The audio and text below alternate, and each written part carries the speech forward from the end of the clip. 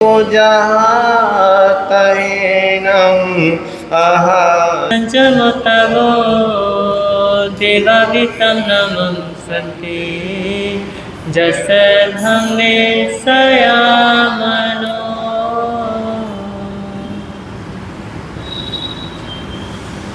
सर्वप्रथम किन्नाणं तार्याणं साशनेश प्रभु परमात्मा श्रवण भगवान महावीर स्वामी जी के पावन श्री चरणों में कोटिशः वंदन कोटिशः नमः। समस्त गुरु भगवंतों के पावन श्री चरणों में मेरे आराध्य पूज्य गुरुदेव के पावन श्री चरणों में कोटिशः वंदन कोटिशः नमः। एवं साध्वी वृंद तथा इस प्रातःकालीन ब्रह्म सभा में उपस्थित इस पावन बेला में आए हुए जिन शासन के उपासकों एवं उपासिकाओं, आप सभी का हार्दिक हार्दिक स्वागत है।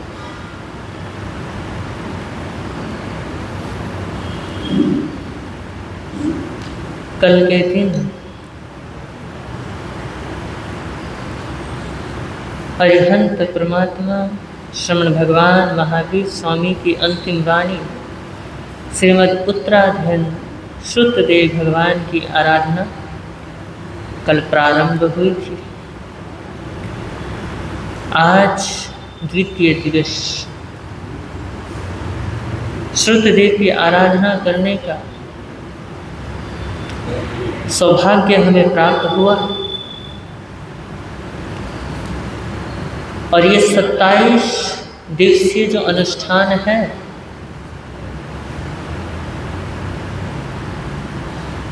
ये केवल और केवल आपको आगम से ही नहीं जोड़ेगी,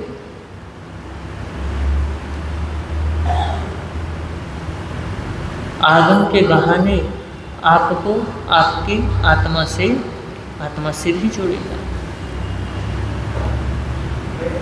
और यदि आप आत्मा से जुड़ गए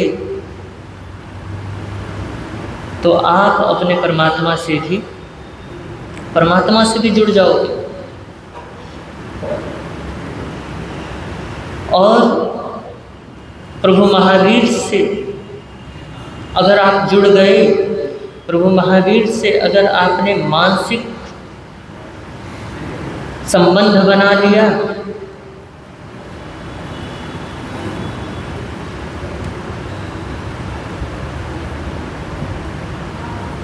तो सच कहता हूँ हमारे जीवन में दिवाली ही दिवाली है। अगर परमात्मा से आत्मिक संबंध बन गया तो हमारे जीवन में दिवाली ही दिवाली। तो लीजिए श्रीमद् उत्तराधन सूत्र में प्रवेश करें। उससे पहले उत्तराधन सूत्र की महिमा गाने वाला, आगमों की महिमा बताने वाला, जिनवाणी का सम्मान करने वाला एक भावपूर्ण गीत जिसे हम नित्य प्रतिदिन गाएंगे, वही गीत जिसे हमने कल गाया था।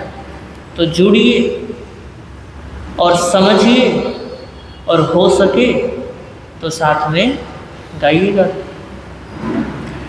वीर प्रभु के अंतिम वाणी, वीर प्रभु के अंतिम वाणी, उत्तराधन को खोलो,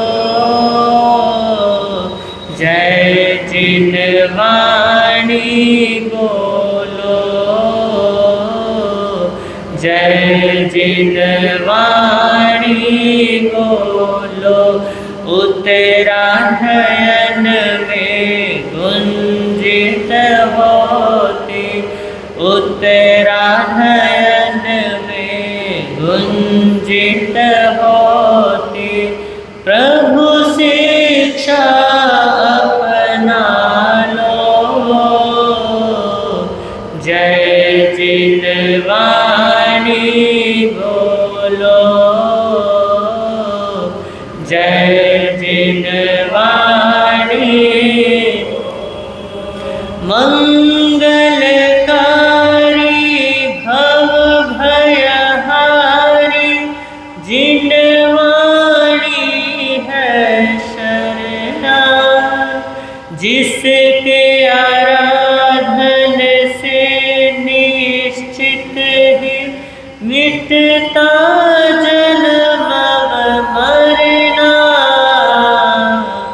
पाप कर्म को छोड़ के अब तो, पाप कर्म को छोड़ के अब तो, जिनवाणी के हो लो। जय जिनवाणी, जय जिनवाणी। जिनवाणी का हर अक्षर ही अक्षय आनंद दाता।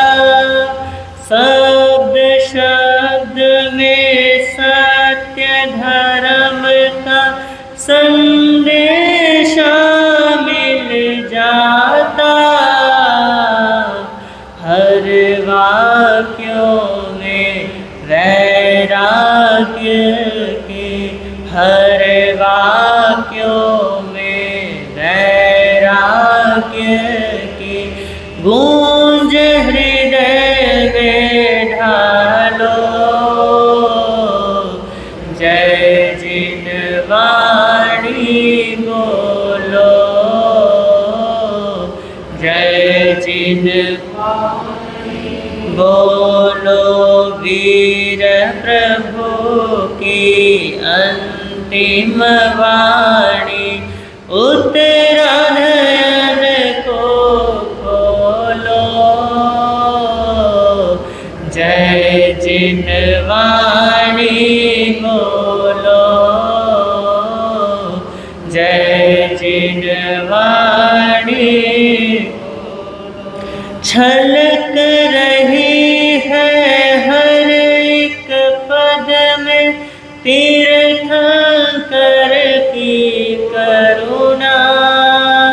जिससे जिन शासन जय पाता, आगम सच सरना। हम भी जीवन पावन कर ले, हम भी जीवन पावन।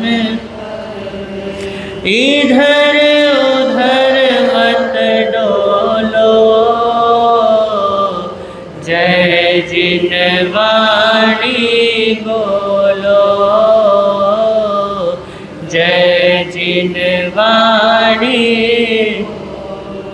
जिससे होता तीर्थ का पोषण, जो है साधक साला। हे अज्ञेय और उपादेय का मिलता बोध निराला।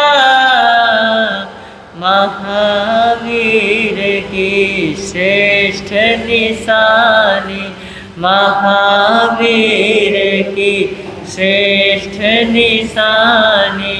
जिनवाणी को पी लो। जय जिनवाणी बोलो, जय जिनवाणी बोलो। उत्तरायण में गुंजित होती, उत्तरायण में गुंजित होती। प्रभु शिक्षा अपना लो। जय जय जिनवाणी बोलो,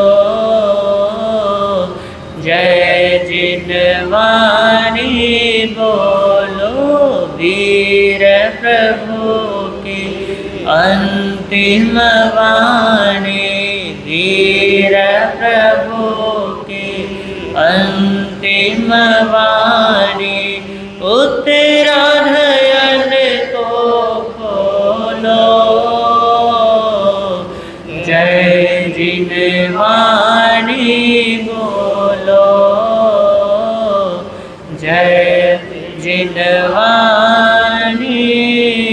बोलो। बोले श्रीमद उत्तराधन श्रुतदेव भगवान की जय हो। बोलिए शासनपति श्रवण भगवान महावीर स्वामी की, बोलिए आर्य सुधर्म स्वामी भगवान की जय हो। बोलिए आर्य जम्बू स्वामी भगवान की जय हो।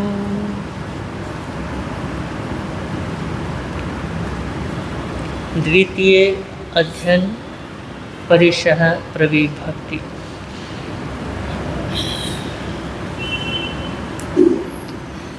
मूल पाठ में प्रवेश करें उससे पूर्व फिर से एक बार परमात्मा को अपने समक्ष रखते हुए, अपने हृदय में विराजमान करते हुए, उनको महसूस करते हुए उनकी शरण ग्रहण करते हैं। वर्धमानं शरणं प्रवज्जामि, वर्धमानं शरणं प्रवज्जामि, वर्धमानं शरणं प्रवज्जामि।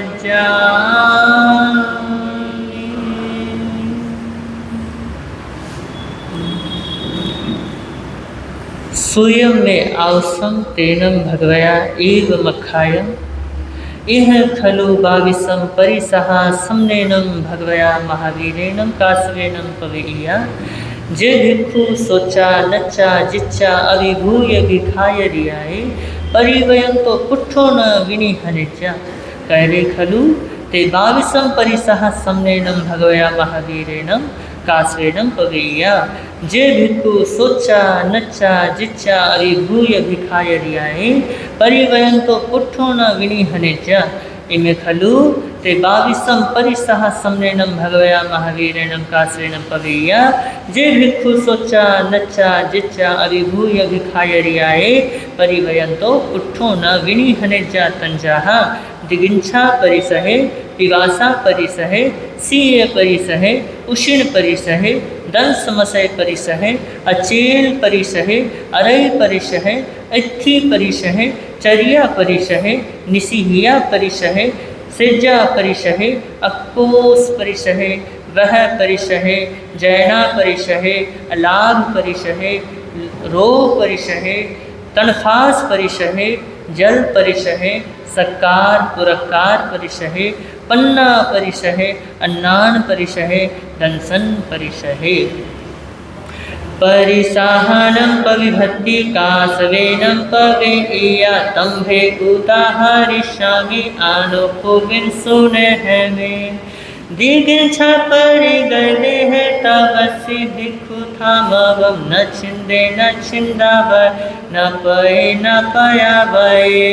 काली पवंग संकासे किसे धमनी संतर, मायन्ने असन पाणस अधीन मन सोचरे। तव पुठो पिवासाय दुगुछि लज्ज संजय, सी ओदगम न से विचा वियडस सनम चर। छिन्नावाय सुपंथेषु आहुरेषु पिवासी, परिसुख मोहादीने तं तितिक्षे परिसहम्। चरन्तं वीरयं लोहं सियं फुसये गया, नाई वेलं मुनि गच्छे।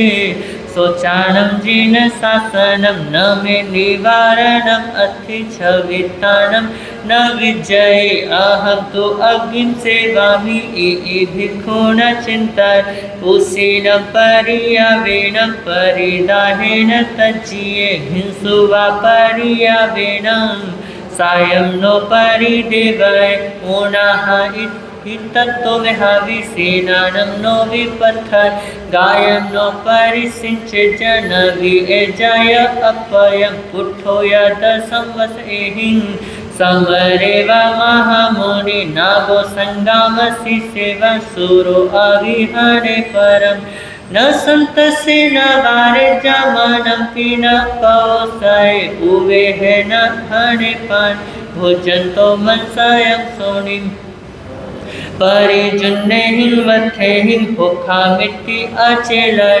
अदुवासा चले होखामी भिक्षु न चिंतन गया चेलाए होई सचेले आयावी गया एयं धम्म हियं नच्चा नानी नो परिदेवय गामानो गामं रियन्तम् अनगारम् अकिञ्चनम् अरय अनुपवेशे जतं तितिक्षे परिसहम् अरय पिठाओ किचा वीरय आय रखिए धम्मा रामे निरारंभे उवसन्ते मुनि च संगो समनुष्ठानं जाहो लगमि इथियो जस एया परिन्नाथ सुकरं तस्य सामन्नम् एवमादाय वेहा पंक भूयाहु इथियो नाथा हिंविनिह निजा चरे जतग विसर एव चरे लाड़े अभिभूय परिसर गामे व नगरे वावि निगमे व राहाणिये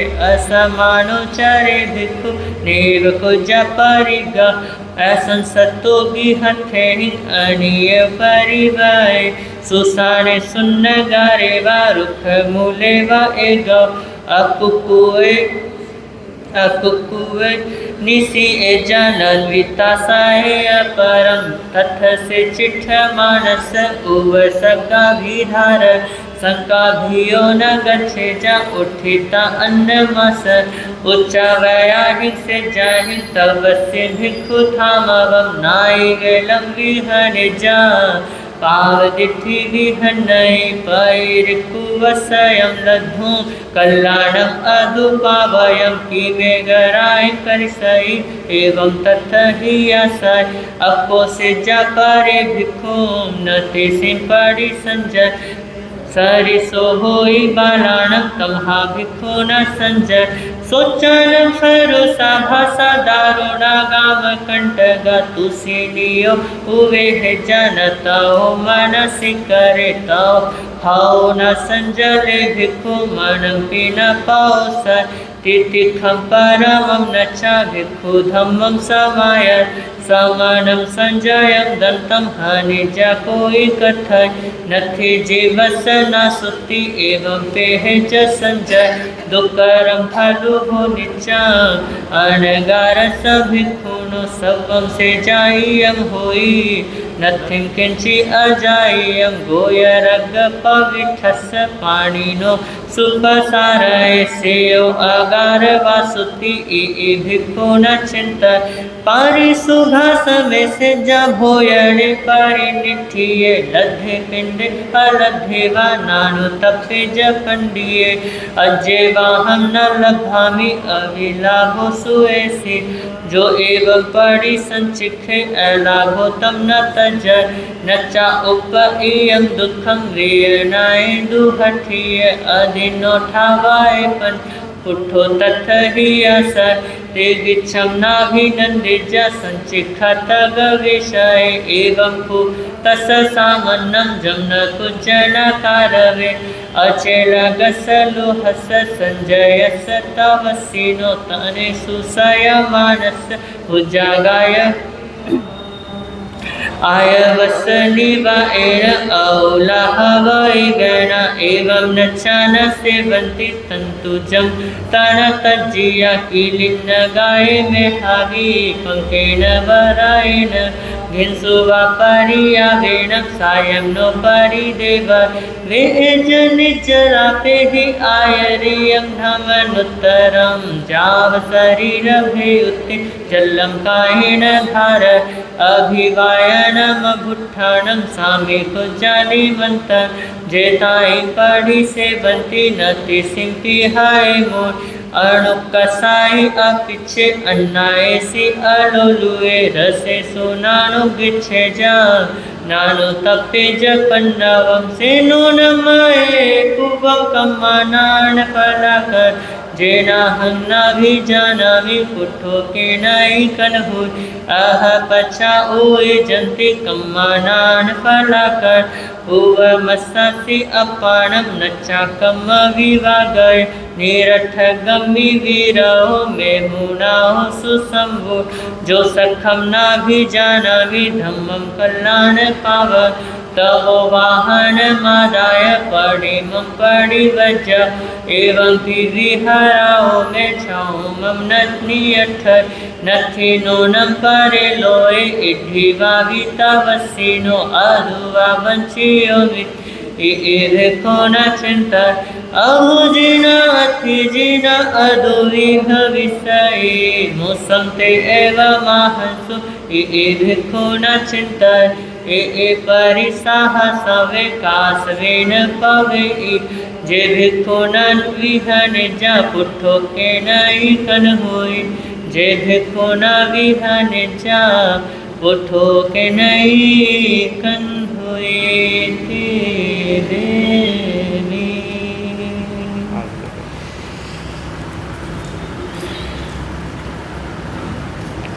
आलोचना पाठ सिरियाग में टीवी है पन्नते तंजाहा सुत्तागमे अर्थागमे तदुभयागमे ए हवा श्रुत ज्ञान के विषय में जे कोई अतिचार लाग्या हुए ते में आलूं जम्बाइठं वच्चामिलियं हिनखरं अचखरं पैहिनं विनयहिनं जोभिनं भोसिनं सुठुदिनं दुठु पड़िछ्यं अकाले को सजाओ काले न को सजाओ ऐ सजाइए सजायं सजाइए न सजायं तस्मिच्छामि दुक्कडं तस्मिच्छामि दुक्कडं तस्मिच्छामि दुक्कडम्।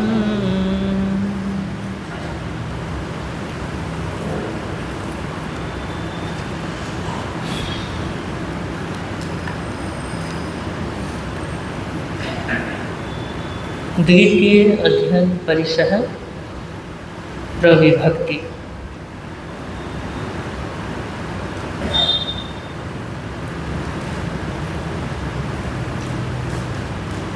एक आचार्य अपने शिष्यों को संबोधित करते हुए 22 परिसहों की चर्चा कर रहे थे। उनको 22 परिसहों के बारे में बता रहे थे।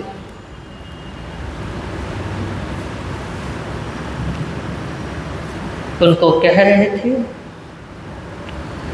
कि कोई कष्ट आए तो उसको झेलो, जो कष्ट आए उसे सहन करो।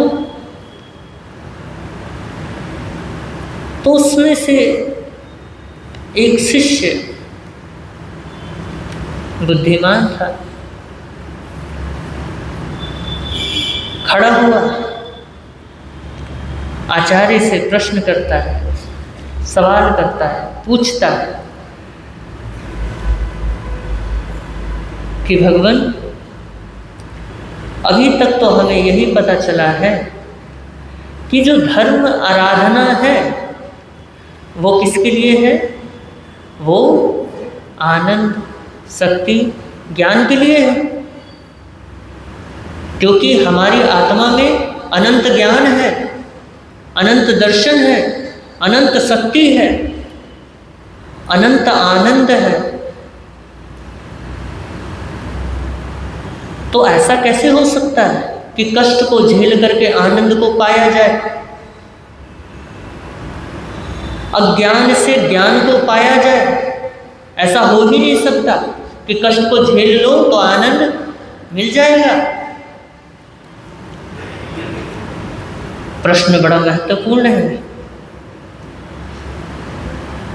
प्रश्न सीधा नहीं है, टेढ़ा है, लेकिन आचार्य ने बड़े ही शांत भाव से उस शिष्य को जवाब देते हैं कि तू अभी इस रहस्य को समझ नहीं पाया है। जो मैं कहना चाह रहा हूँ, यह जो परिशह प्रविभक्ति है जो परमात्मा ने फरमाई है, इसके पीछे का रहस्य तू जान नहीं पाया है। इसके पीछे के रहस्य को जांच। उन्होंने बताया कि तेरा प्रश्न ठीक है, लेकिन परिशह कष्ट सहने के लिए नहीं होते, तितिक्षा बढ़ाने के लिए होते। क्या बोला? परिशह सहने के लिए नहीं होते, कष्ट सहने के लिए, बल्कि तितिक्षा बढ़ाने के लिए। तो पूछता है इससे कि तितिक्षा क्या है? तितिक्षा क्या है? तो गुरु कहते हैं कि द्वंद्वों को सहन करने का नाम तितिक्षा है। किसका नाम? द्वंद्वों को सहन करने का नाम तितिक्षा है। क्योंकि हमारी जो दुनिया है, यह जो जगत है, चाहे हमारी पूरी जिंदगी ही ले लो, द्वंद्वों से क्या है? भरी पड़ी है। द्वंद्व जैसे सुख दुख, सर्दी गर्मी, रति अरति, रुचि अरुचि, ये सब क्या है? ये सब द्वंद्व हैं। और इन द्वंद्वों के कारण से व्यक्ति क्या होता है? दुखी होता है। तो इसके पीछे का हार्द यही है कि तू तितिक्षा बढ़ाए। परिशह परिविभक्ति का मतलब यही है, परिशह सहन करने का मतलब ही यही है।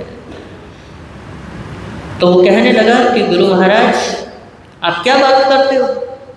ये भी कोई बात है? आजकल के ज़माने में तो सब क्या है?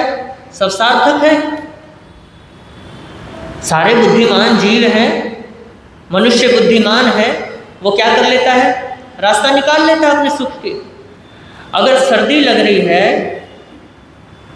तो हीटर लगा लो, है, आग जला लो, हो गया शीत का निवारण। और अगर गर्मी लग रही है तो एसी चला लो, पंखा चला लो, हो गया गर्मी का भी निवारण। और रही बात भूख प्यास की, तो भूख लगी है तो रोटी खा लो, भूख भी क्या हो जाएगी? समाप्त हो जाएगी।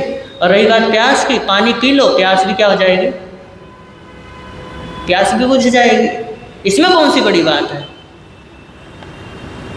तो आचार्य ने कहा कि तू अब भी हृदय तक नहीं पहुंच पाया है उसके, अब भी तू उसको अच्छे से पकड़ नहीं पाया है। तो वो कहने लगे आचार्य कि इसके हृदय तक पहुंच, इसकी गहराई तक पहुंच। परिशह सहन करने का जो उद्देश्य बतलाया गया है वो ये नहीं है, वो ये है कि उसको सहन करने से तुम्हारा आत्मिक बल क्या हो? बढ़े, आत्मिक शक्ति बढ़े, आत्मिक ज्ञान बढ़े, आत्मिक आनंद बढ़े। और परमात्मा का ज़्यादा जोर किधर है? बाहर है या अंदर है? अंदर की ओर है कि अंदर मजबूत बनो, बाहर मजबूत। अगर अंदर मजबूत बन गए तो बाहर अपने आप मजबूत बन जाओगे। और ये जो परिशः प्रविभक्ति है ना, ये बाहर से मजबूत करने के लिए नहीं है, अंदर से मजबूत करने के लिए है। और जो व्यक्ति अंदर से मजबूत होगा वो बाहर से भी होगा ही होगा।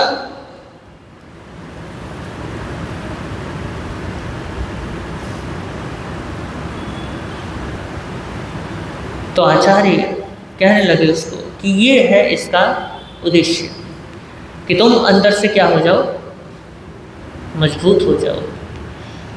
और अगर अंदर से मजबूत हो गए तो फिर बाहर के द्वंद्व तुम्हें सता नहीं पाएंगे। बाहर के जो सुख दुख हैं, बाहर के जो जितने द्वंद्व हैं वो तुम्हें छू भी नहीं पाएंगे। और कहते हैं एक अमेरिका का उद्योगपति बीमार पड़ गया, बीमार हो गया, बीमारी से ग्रसित हो गया, और ऐसी बीमारी कि वो सभी डॉक्टरों के पास जा आया, लेकिन कोई फर्क नहीं पड़ा। तो उसने सोचा कि अब ले दे करके एक ही चिकित्सा बची है, वो भी प्राकृतिक चिकित्सा, नेचुरोपैथी बची हुई है, अब उसको ही क्या कर ले, उसको ही आजमा ले। दवाइयाँ तो बहुत आजमा ली,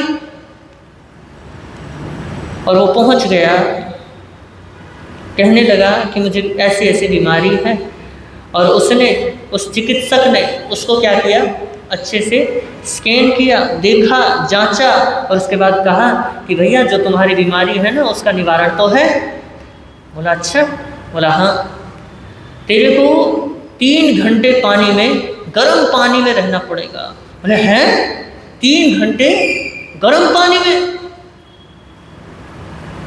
ऐसे तो हो नहीं पाएगा। तो चिकित्सक ने कहा कि जरूरी नहीं है कि एक बार में ही 3 घंटे बैठना, आराम आराम से पहले शुरुआत कर 10 मिनट से, फिर 15 मिनट, फिर 20 मिनट, फिर आधा घंटा, फिर 1 घंटा, फिर 2 घंटा, ऐसे कर करके क्या हो जाएगा, 3 घंटे हो जाएंगे। और इस तरीके से उसको करते करते 1 महीने बीत गए। किसको? उस उद्योगपति को। और 1 महीने करते करते उसने अपने शरीर में बहुत बदलाव पाए। उसने कहा कि अब मैं क्या हो रहा हूँ, स्वस्थ हो रहा हूँ। तो अब 3 घंटे वो डेली बैठने लगा गर्म पानी में, लेटने लगा। और एक दिन लेटे लेटे ही सोचने लगा कि कमाल है, मेरा जो घर है वहाँ भी एसी, जब मैं गाड़ी में बैठता हूँ तब भी एसी, और जब मैं ऑफिस जाता हूँ तब भी एसी। सब कुछ तो मेरे वातानुकूल है, प्रतिकूल तो कुछ भी नहीं है। और ये 3 घंटे गर्म पानी में बैठता हूँ मैं, ये मेरे क्या है, ये प्रतिकूल है। जब मैं 3 घंटे प्रतिकूल कर रहा हूँ और बाकी का समय मैं अपने अनुकूल कर रहा हूँ, इससे बढ़िया मैं उसको क्या कर देता हूँ, हटवा ही देता हूँ। उसने क्या किया, उस उद्योगपति ने अपने घर से भी एसी हटवा दिया, गाड़ी से भी हटवा दिया, और ऑफिस से भी निकलवा दिया। और कहते हैं कि वो जो 3 घंटे बैठता था ना, अब उसको कोई फर्क नहीं पड़ता, वो आदत बन गई 3 घंटे बैठने की। और अब वो जब घर में होता है, जब ऑफिस में होता है, गाड़ी में होता है, चलता फिरता है, प्रकृति के वातावरण में रह रहा है, तो शरीर से पसीना भी आ रहा है। पसीना आ रहा है तो बीमारी आती ही नहीं, बीमार होता ही नहीं है। और ये जो रेजिस्टेंस पावर है ना हमारा, रोग प्रतिरोधक पावर, ताकत, अगर ये है तो इस वजह से हमारे अंदर क्या नहीं होते रोग, हम बीमार नहीं पड़ते जल्दी से। और यदि ये कमज़ोर पड़ जाए तो हम क्या बन जाते हैं, अकारण ही बीमार पड़ जाते हैं, क्योंकि हमारे अंदर अनेक रोग क्या रहते हैं, विद्यमान रहते हैं। 16 रोग रहती है ना, और हर एक रोग में कितने हैं, 2.5, 2.25 या 2.5। हाँ, तो देखो हर एक रोमे में कितना बीमारी है, और कितने रोम है, 3.5 करोड़। जितने भी हों। लेकिन भैया देखो एक एक रोम में कितनी बीमारियां हैं। तो ये जो परिसह प्रविभक्ति है ये अंदर से मजबूत बनने के लिए है। अंदर से क्या करना है, अपने को मजबूत बना लेना है। देखिए दो तरीके के लोग हैं। एक वो है जो बाह्य साधनों से अपने दुख को दूर करने की चेष्टा करते हैं। जैसे गर्मी लगी पंखा चला लिया, ठीक है, भूख लगी भोजन फटाफट बनाया, ठीक है, प्यास लगा पानी पिया। ये सब बाह्य क्या है, ये सब बाह्य साधन है, बाह्य उपचार है। और एक है आंतरिक उपचार कि अभ्यास करना। अगर भूख लगी है तो उसको क्या करना है, सहन करना है। महावीर प्रभु कह रहे हैं कि चाहे साधु को कितना ही कष्ट क्यों ना आ रहा हो, वो सावध्य भोजन ग्रहण ना करे। चाहे भैया हड्डियां तक दिखने लग जाए, चाहे नसें तक दिखने लग जाए, तो भी वो उस भोजन को ग्रहण ना करे। निर्वध्य भोजन क्या करे, निर्वध्य भोजन ग्रहण करे। इस तरीके से परमात्मा कह रहे हैं कि तुम अभ्यास करो, और ये अभ्यास से ही होगा। आंतरिक शक्ति अगर बढ़ानी है, आंतरिक आनंद पाना है तो अभ्यास से ही होगा। देखिए महर्षि पतंजलि ने आसन सिद्धि सूत्र दिया है कि तुम आसन को सिद्ध कर लो। तो पूछा गया कि आसन सिद्ध करने से क्या होगा, तो महर्षि पतंजलि ने कहा कि आसन सिद्ध कर लोगे तो द्वंद्व नहीं सताएंगे तुम्हें। तो फिर प्रति प्रश्न उभरा कि अगर मान लो आसन सिद्ध भी कर लिया तो द्वंद्व क्यों नहीं परेशान करेंगे, द्वंद्व से क्या लेना देना है। तो महर्षि पतंजलि कहते हैं 15-10 मिनट पद्मासन कर लेने से कोई आसन सिद्धि नहीं हो जाती। इसीलिए कम से कम 1.5 घंटे, 1.5 या 3 घंटे चाहिए। अगर उसमें बैठे रह गए, जो आप बैठे हो ना, ये सब सुखासन है, ठीक है। और जब मरोड़ करके बैठते हैं ना पैर, वो है पद्मासन। और उसको कम से कम कितने घंटे, 1.5 या 3 घंटे डेली प्रतिदिन बैठने से वो आसन जब सिद्ध हो जाता है तो बोध शून्यता आ जाती है। क्या आ जाती है, बोध शून्यता। फिर उसको बाहर के द्वंद्व सुख दुख, शरीर, जो शरीर की जो बोधता है हमारी कि मैं शरीर हूँ, वो बोध शून्यता चली जाती है। फिर शरीर का भान नहीं होता है। और जब शरीर का भान नहीं होगा, जब आत्मा का ही भान होगा, तो बताओ बाह्य चीज़ें हमें परेशान कर सकती हैं, नहीं कर सकती बिल्कुल भी। तो यहाँ आंतरिक अंदर की ओर पहुँचा रहे हैं परमात्मा कि अंदर से मजबूत बनो। और ये कसौटी है 22 परिसह है, किसकी, संतों की। क्योंकि संत की जिंदगी तभी संवरती है जब परिसहों से गुजरती है। क्या कहा, संत की जिंदगी तभी संवरती है जब परिसहों से गुजरती है। और ये अभ्यास है कि तुम अभ्यास करो, किसको, कष्ट सहने का। मैं जिन कल्प साधना पढ़ रहा था कि जिन कल्प साधना करते कैसे हैं, तो आगमों में वर्णन आता है कि जो जिन कल्प होते हैं, जिन कल्प समझ गए ना, जिनकी जो साधना है जिनेंद्र भगवान के समान ही होती है। जिनेंद्र भगवान होते नहीं हैं, लेकिन जिनेंद्र भगवान की तरह ही उनकी साधना होती है। जिनेंद्र भगवान के समान ही उनकी चर्या होती है। जिन यानी जिन्होंने जीता। तो जिन कल्प साधना, अरिहंत बनने की साधना जो मुनि करते हैं, उनके लिए अभ्यास बताया जाता है कि वो कैसे कैसे अभ्यास करते हैं। वो जिन कल्प की साधना वही कर सकता है जो 6 महीने तक भूखे रह सकता है, जो 6 महीने तक तपस्या कर सकता है। और भैया 6 महीने एकदम से तो कोई भूखा रह नहीं सकता है। बताओ कोई रह सकता है एकदम से 6 महीना? कोई नहीं रह सकता। तो कहते हैं कि भैया वो जो जिनकल्प साधना करता है, पहले एक उपवास करता है, देखता है कि मेरे से अब हो रहा है, तो फिर 2 उपवास करता है, फिर हिम्मत हार जाता है, फिर पार न कर लेता है, फिर उसके बाद देखता है कि आज तो मैं तेला करूँगा ही करूँगा, फिर तेला करता है, तेला करने के बाद चोला करता है, जब चोले में फिर वापस क्या हो जाता है, हार मान जाता है, तो फिर वापस पारना कर लेता है। इस तरीके से 10 उपवास, 15 उपवास, फिर पारना, फिर ऐसे संकल्प करते करते कहाँ तक पहुँचता है? 6 महीने तक पहुँचता है। यह अभ्यास से हो जाता है। आत्मशक्ति बढ़ती है तपस्या करने से। तो पहले जिनकल्प मुनि क्या करता है? भूख को सहता है, पहले भूख पे विजय पाता है।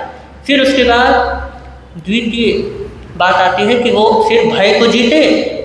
किसको जीते? भय को। पहले वो अंधकार में ध्यान करता है, अंधेरे में ध्यान करता है ना? अंधेरे में डर लगता है, लगता है नहीं लगता? 12:30 बजे अगर अंधेरा हो, उस वक्त आप कमरे में ही क्यों ना बैठे हो, पूरा अंधेरा हो तो व्यक्ति को डर लगता ही लगता है। और सुबह मतलब दिन के 12 बजे भी अगर कोई ध्यान करे, अकेला बैठा हो तो भी डर लगता है। तो जिनकल्प मुनि की जो साधना करने के लिए जो तत्पर होते हैं, वो पहले किसमें ध्यान करते हैं? अंधकार में ध्यान करते हैं। फिर वो देखते हैं कि अब मुझे भय नहीं लगता है। फिर वो वहाँ से थोड़ा उस घर के अंदर से, कोठरी के अंदर से बाहर निकलते हैं, फिर बाहर ध्यान करते हैं, बाहर के अंधेरे में ध्यान करते हैं, फिर उसके बाद चौराहे पे ध्यान करते हैं, फिर उसके बाद शमशान तक पहुँचते हैं कि वहाँ भी क्या ना लगे? भय ना लगे। और यहाँ तक कहा गया है आगमों में कि जिनकल्प मुनि शेर की गुफा तक है। डर लगता है, सोच करके डर लगता है कि जिनकल्प मुनि शेर के पास जाए। और देखिए, जो भय मुक्त हो गया है वो सिंह की गुफा तक भी जा सकता है। क्यों जा सकता है भैया? क्योंकि उसकी आत्मीयता क्या हो चुकी है? सभी जीवों से जुड़ चुकी है। वो आत्मा से, हर किसी से जुड़ चुका है कि भैया जैसा मैं हूँ वैसा ही तो ये भी जीव है। अगर मैं डरता हूँ तो ये भी तो डरता है। अगर मैं भय मुक्त हूँ तो इसको भी मैं अभय देता हूँ, इसको भी किसी भी प्रकार का भय नहीं है। तो जिनकल्प मुनि इस प्रकार की साधना करते हैं और ये अभ्यास से करते हैं। तो ऐसा अभ्यास हमारे जीवन में भी आना चाहिए। और जो आज के युग में ये 22 परिश्रय है, क्योंकि भैया ये जो 22 परिश्रय है ना, हमारी जंगल की साधना है। ये कौन सी साधना है? जंगल की साधना। क्योंकि इसमें साफ पता चल रहा है कि चाहे कैसी भी अवस्था आ जाए, कैसी भी परिस्थिति आ जाए, आदमी को अगर भूख लग रही है, साधु को अगर भूख लग रहा है, तो वो क्या ना करे? सावध्य भोजन ग्रहण ना करे, है ना? फल फ्रूट तोड़ करके ना खाए। और फिर दूसरी बात बताते हैं, पिपासा परिश्रय है। उसमें क्या बता रहे हैं कि चाहे कुछ भी हो जाए, सचित पानी पीना नहीं है। चाहे गला सूख रहा हो तो भी नहीं, चाहे प्राण कंठ में आकर के अटक गए हों तब भी नहीं।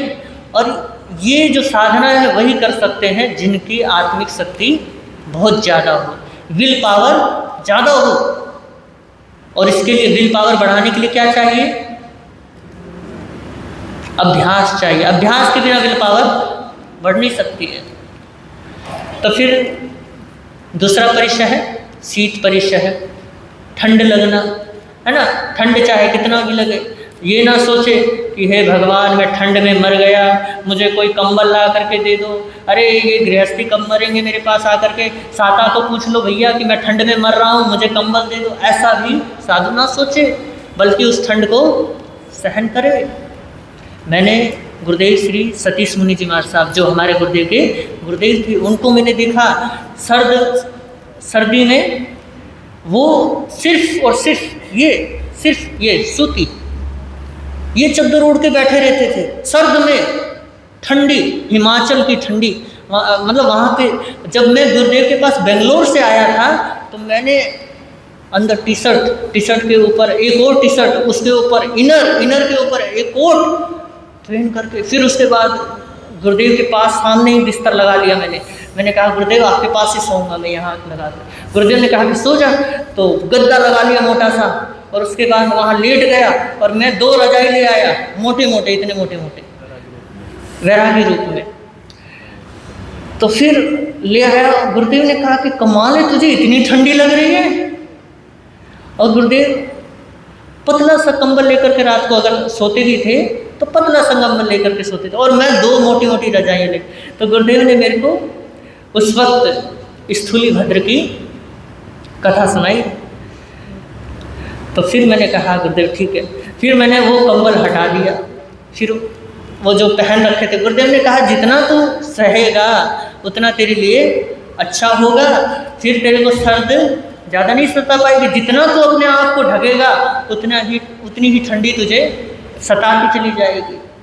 तो कहने का मतलब यही है कि भैया सहोगे तो शरीर की क्षमता बढ़ेगी सहने की, फिर उसमें रोना धोना नहीं होता अगर आत्मिक शक्ति बढ़ जाए। फिर उष्ण परिशह है, गर्मी की, है ना, जितना हो सके व्यक्ति को किस में रहना चाहिए, प्राकृतिक वातावरण में रहना चाहिए, प्राकृतिक हवा में रहना चाहिए, है ना। एसी की हवा में नहीं, पंखे की हवा में नहीं, किसकी हवा में, प्राकृतिक हवा में। वो हवा बल्कि ज़्यादा फायदेमंद है इसके मुताबिक, तो आदमी स्वस्थ रहता है। अरे भैया आप उनको देख लो, मजदूरों को देख लो, चिलचिलाती धूप में काम करते हैं, अरे उनको भी देख लो, किसानों को जो खेती बाड़ी करते हैं, वो जल्दी से बीमार पड़ते हैं। उनके पास तो भैया कोई साधन भी नहीं है ऐसा, आपके पास तो पूरे साधन है, फिर भी आप सबसे ज़्यादा बीमार पड़े रहते हो। मैंने देखा है शहरों के लोगों को घुटने के ऑपरेशन करवाने की जरूरत पड़ती है, गांव के लोगों को मैंने नहीं देखा घुटने के ऑपरेशन करवाते हुए, ना ही आँखों की, आँख भी उनके ठीक रहते हैं, यहाँ तक कि हड्डियों में भी मजबूती होती है। अगर कोई 2 डंडे भी अगर खींच के मारता ना तो भी बूढ़े लोग क्या रहते हैं, बिल्कुल मस्त रहते हैं। और यहाँ पे अगर कुर्सी टूट जाए, गिर जाए, तो भैया यहाँ तक हॉस्पिटल की नौबत आ जाती है। तो सहो प्राकृतिक चीज़ों को क्या करो, उसमें रहना सीखो। ये तो कृत्रिम है जो हमने बनाए हैं, और यही तो दुख का कारण बन जाती है। फिर दंश मशक, मच्छर काटे तो उसको सहो, उसको मारो मत, उसको उड़ाओ मत। और ये सब जितनी बातें बता रहे हैं ये सब जंगल की साधना, ये सब जंगल की साधना है। कि साधु पहले तो जंगल में रहा करते थे भैया, अब तो क्या है, अब तो शहर में है, स्थानक में है ना। और उस वक्त जब जंगल में रहते थे तो ये साधन होते नहीं थे। तो मच्छर का दंश भी सहन करो। फिर कह रहे हैं अच्छे वस्त्र, ये मत सोचो कि अगर जीर्ण हो रहे हैं, फट रहे हैं, पुराने हो रहे हैं कपड़े, तो ये मत सोचो कि मुझे नया वस्त्र मिल जाए किसी भी तरीके से। उसके प्रति निंदा के भावना है कि यार बेकार लग रहे हैं, लोग क्या सोचेंगे, लोग क्या कहेंगे, हैं साधु गंदा रहता है, वैसा रहता है, ऐसा ना सोचे साधु। अच्छी परिसर, जैसा भी वस्त्र है उसको क्या करे, उसको अपने पास रखे। और भैया शहर है, शहर में तो वस्त्र मिल जाते हैं, लेकिन जंगल में वस्त्र कौन दे। तो वो जंगल में रहते थे, तो वो जंगल से नगरों में भी आते थे। तो नगरों में आने के कारण से ये हो सकता है कि मन में ये भी भाव आ जाए कि भैया मेरे वस्त्र क्या है, मलिन है, मेरे वस्त्र फट रहे हैं, तो लोग क्या कहेंगे। फिर ऐरती, ऐरती का मतलब संयम लेने के बाद संयम में उदासी भाव आ जाना। ये क्या है, ये ऐरति परिशह है। आनंद ना आना उसको क्या कहते हैं, उसको उदासी कहते हैं, उसको कहते हैं ऐरति। फिर चर्या परिशह, चर्या यानी किसी विशेष स्थान को अपना स्थान ना बनाए, मतलब एक जगह बैठ करके ना रहे, बल्कि वो विचरण करता रहे, और उस विचरण के अंदर जो भी परिशह आए, जो भी कष्ट आए, उनको संभावपूर्वक सहे। फिर निसद्या, चाहे भय वाला स्थान हो, कैसा भी भय का स्थान हो, चाहे वहाँ भूत का भय हो, चाहे वहाँ जानवरों का भय हो, चाहे किसी भी प्रकार का भय हो, उस स्थान में अगर बैठ गया है और पता चला है कि ये भय का स्थान है, तो वो उस स्थान को छोड़ करके ना जाए, बल्कि उस भय को भय को देखे, उस भय से लड़े और भयमुक्त हो जाए। फिर आक्रोश परिचय है। आक्रोश यानी क्रोध। अगर कोई दुर्वचन कह देता है, उल्टा सीधा कह देता है, तो उसको क्या करो? सहन करो। क्योंकि भगवान इसी सूत्र में कहते हैं कि जो क्रोध करता है, जो मुनि क्रोध करता है, वो अज्ञानी के सदृश होता है। तो आक्रोश परिचय है कि क्रोध को जीतो। वध यानी कोई दुष्ट व्यक्ति तुम्हें मारे, काटे, कुछ भी करे, तुम उसको क्षमा करो, अभयदान दो, उससे भय मत खाओ। इस तरीके से। फिर याचना परिचय है, क्योंकि भैया मांगना पड़ता है संतों को, है ना, मांगने जाना पड़ता है। तो ये ना सोचे कि मैं क्या कर रहा हूँ, भोजन मांग करके कर रहा हूँ, इससे बढ़िया तो भैया गृहस्थ जीवन ही ठीक था, कम से कम कमा करके खुद तो खाते थे। तो याचना परिचय है। फिर अलाभ परिचय है। अलाभ का मतलब लाभ ना होना, मतलब गोचरी को निकले हैं, ठीक है, और जो चीज़ हमें आवश्यकता है, जो चीज़ हमें चाहिए, वो चीज़ दाता के पास है, लेकिन दाता ना दे तो वो उससे क्या ना करे, उससे द्वेष ना करे, उससे दुखी ना हो, बल्कि वो क्या सोचे, अंतराय कर्म समझ करके उसको सोचे कि तपस्या हो गई आज भी, इस तरीके से सोच करके उस परिचय का सहे। फिर रोग परिचय है। रोग आ ही जाते। अब ऐसा तो है नहीं कि भैया साधु कोई भगवान है, उसके शरीर में रोग आ ही नहीं सकते हैं, तो रोग आ ही जाते हैं। जिनकल्प मुनि के लिए तो भैया ये जो रोग है उसको सहन करना ही पड़ता है, वो चिकित्सा नहीं करवाता है। लेकिन जो स्थविर मुनिराज होते हैं, जो स्थविर मुनि होते हैं, साधारण मुनि होते हैं, वो क्या करवाते हैं, चिकित्सा करवा सकते हैं, लेकिन सावध्य नहीं, निर्वध्य, शास्त्रोक्त जो विधि बतलाई गई है उसी के अनुसार। फिर तृण स्पर्श।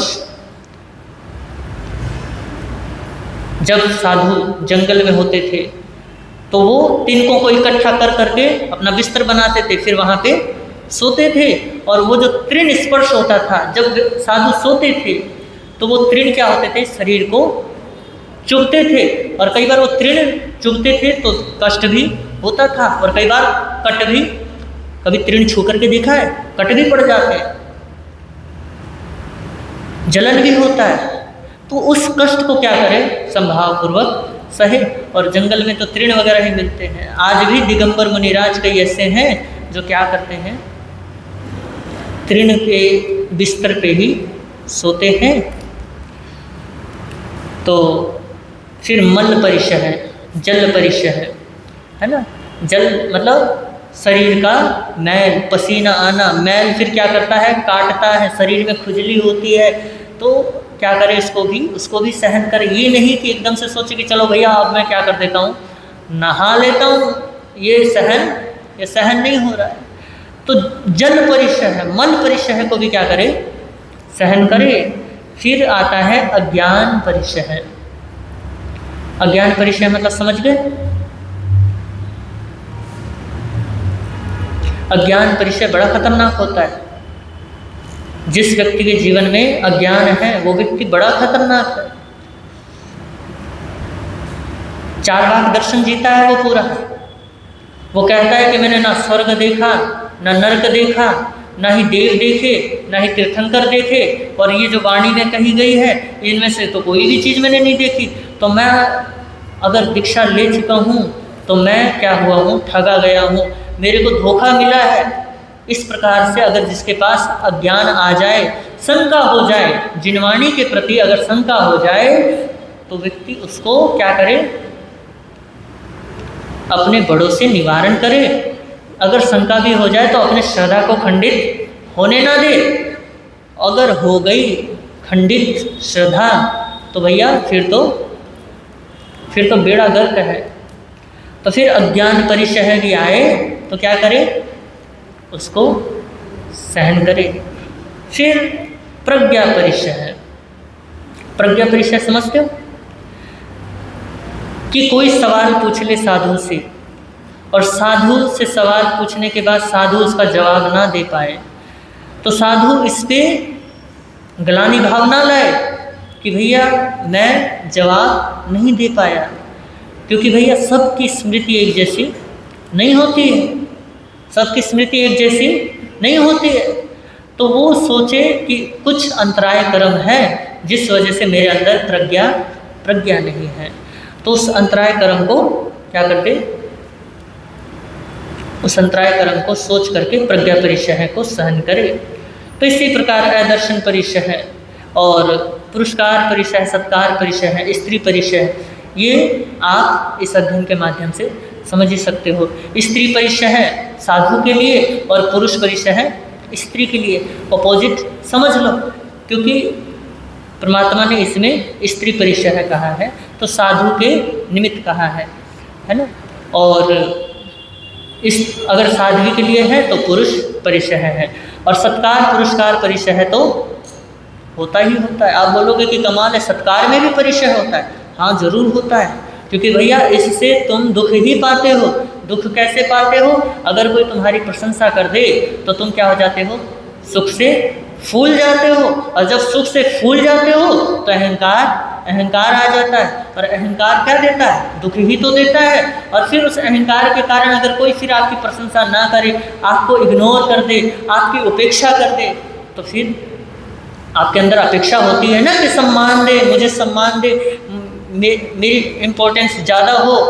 अगर वो ना दे तो फिर उसके बाद क्रोध आ जाता है, फिर वही दुख के कारण शुरू हो जाते हैं। तो ये भी सत्कार पुरस्कार परिचय है, तो इसको भी सहन करे। तो ये 22 परिचय है, संतों की साधना की कसौटी है, और ये आपके लिए भी है, सिर्फ संतों के लिए ही नहीं है, ये आपके लिए भी है कि आप भी सहन करना सीखें। ये इस अध्ययन का सार है, क्योंकि भैया हमको साधना में कितना आनंद आ रहा है, हमको साधना करते हुए कितना सुख का अनुभव हो रहा है, ये परिचय सहने के बाद ही पता चलता है। क्योंकि भैया अगर साधु जीवन में आनंद नहीं आ रहा है परिचय सहने के बाद, तो इसका मतलब अभी हमारे में कुछ ना कुछ कमी है, विल पावर में कहीं ना कहीं कमी है, तभी आनंद नहीं आ रहा है। अरे भैया हमें आनंद आ रहा है तभी हम यहाँ मौजूद हैं, क्योंकि हमारे सामने आप जैसे लोग सेठ भी आते हैं, है ना, आप जैसे लोग बड़े बड़े कोठी वाले भी आते हैं, लेकिन आपके प्रति हमारा कोई आकर्षण होता नहीं है। क्यों नहीं होता? क्योंकि भैया हमें अपनी साधना में आनंद आ रहा होता है। अगर हमें हमारी साधना में आनंद ना आए तो भैया फिर तो आपसे आकर्षण बनेगा ही बनेगा, संसार के प्रति हमारा झुकाव होगा ही होगा।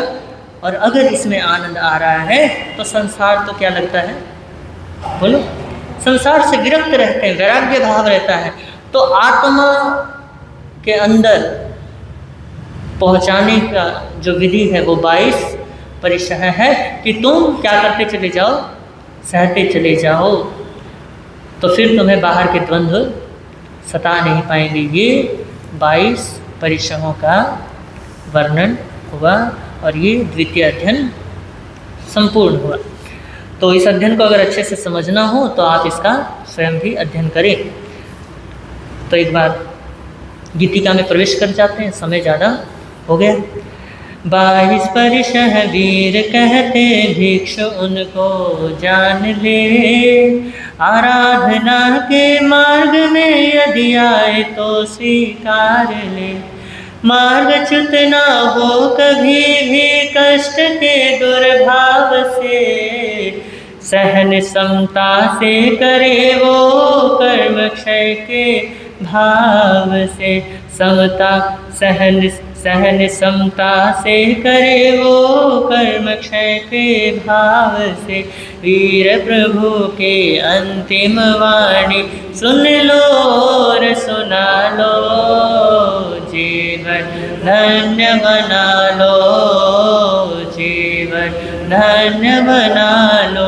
उत्तरायण में पुंजित होती प्रभु शिक्षा अपना लो, जीवन धन्य बना लो, जीवन।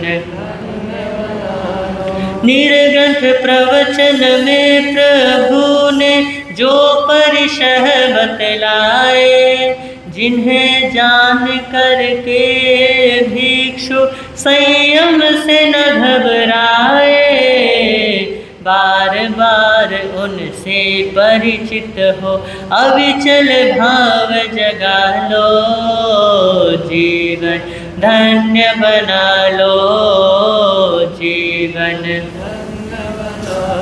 परिशों के इस विभाग को काश्यप ने बतलाया, अनुक्रम से उनको कहता हूँ जो प्रभु ने फरमाया, संभावों से भिक्षु सहकर धर्म मार्ग में चालो, जीवन धन्य बना लो, जीवन धन्य बना लो।